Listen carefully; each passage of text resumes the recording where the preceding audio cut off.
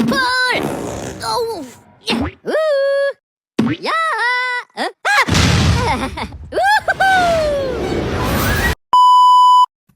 Halo teman-teman, Assalamualaikum warahmatullahi wabarakatuh. Kembali lagi dengan saya. Baiklah, di sini saya akan menjelaskan salah satu materi dari pengelolaan pendidikan, yaitu manajemen pendidikan luar sekolah non-formal dan pendidikan anak usia dini. Silakan dilihat.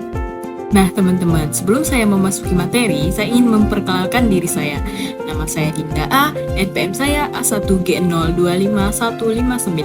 Saya berasal dari kelas 1D. Baik, yang pertama itu adalah latar belakang, yaitu manajemen pendidikan luar sekolah, non-formal, dan anak usia dini mencakup pengelolaan berbagai kegiatan pendidikan di luar sistem sekolah formal untuk mencapai tujuan belajar spesifik. Manajemen ini melibatkan perencanaan kurikulum, sumber daya, dan evaluasi dengan fokus pada pengembangan keterampilan, sikap, dan pengetahuan sesuai kebutuhan peserta didik di berbagai tingkatan usia. Nah, yang pertama itu manajemen pendidikan luar sekolah non-formal, yaitu definisinya kegiatan bersama atau melalui orang lain untuk mencapai tujuan lembaga pendidikan non-formal. Ini mencakup program seperti kursus, pelatihan, dan pusat kegiatan belajar masyarakat. Selanjutnya, tujuannya yaitu menjadi pengganti, penambah, atau pelengkap pendidikan formal untuk mendukung pendidikan sepanjang hayat. Lalu fokusnya yaitu seringkali berorientasi pada pemberdayaan manusia dan pengembangan keterampilan yang spesifik seperti yang dibutuhkan dalam pekerjaan atau kehidupan sehari-hari. Lalu, ada pula komponen manajemennya, yaitu meliputi perencanaan yang berisi kurikulum, sumber daya, dan evaluasi, pengorganisasian, pengarahan, dan pengawasan terhadap kegiatan pendidikan yang diselenggarakan.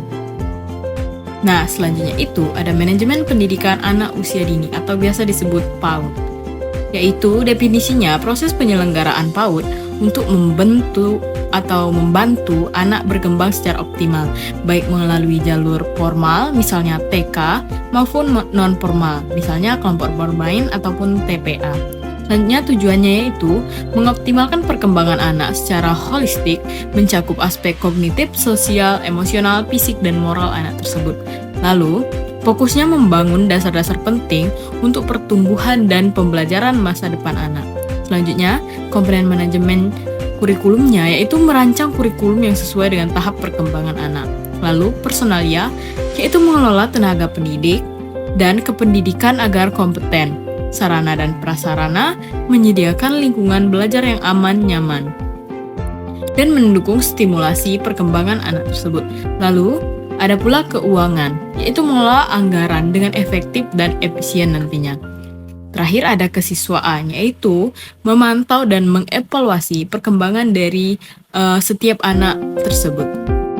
Selanjutnya itu ada tumpang tindih dan keterkaitannya, yaitu PAUD seringkali termasuk dalam kategori pendidikan non-formal, seperti kelompok bermain atau KB, dan taman penitipan anak seperti TPA. Lulusan pendidikan luar sekolah memiliki prospek kerja di bidang PAUD, seperti menjadi fasilitator atau pengelola lembaga PAUD. Kedua jenis manajemen ini sama-sama membutuhkan prinsip-prinsip manajemen dasar, seperti perencanaan, pelaksanaan, dan evaluasi, untuk mencapai tujuan pendidikan yang diterapkan. Nah, jadi kesimpulannya yaitu, dari manajemen pendidikan luar sekolah, non-formal, dan pendidikan anak usia dini, yaitu bahwa ketiga jenis pendidikan ini memiliki tujuan spesifik untuk melengkapi dan mendukung sistem pendidikan formal dengan fokus pada kebutuhan belajar yang berbeda-beda.